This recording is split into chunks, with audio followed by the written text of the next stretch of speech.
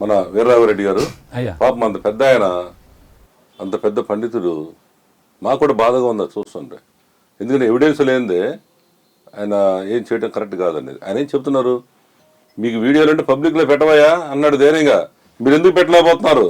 ఆ రోజే కాళ్ళు పట్టుకుని ఈ వీడియో బయటకు పెట్టొద్దు, ఎవరితోనూ ఈ విషయం చెప్పొద్దు అని కాళ్ళు పట్టుకు బ్రతిమలాడి, ఉన్న ఇద్దరు ఆడపిల్లలు ఒక ఆవిడకి పెళ్లి కాలేదు కాబట్టి బయట పెట్టొద్దని బ్రతిమలాడిన పెద్ద ఆయనండి ఆయన.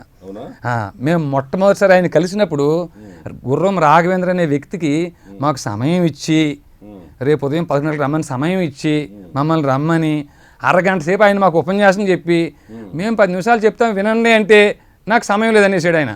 అయ్యా మీరు సమయం ఇచ్చారు, మేము వచ్చామండి, మీకు సమయం లేకపోతే ఇంకోసారి వద్దాం కదా అంటే, నేను చెప్పలే, మీకు రాఘవేంద్ర అబద్ధం చెప్పాడు అని అప్పుడు అబద్ధం ఆడేసిన వ్యక్తి అండి ఆయన.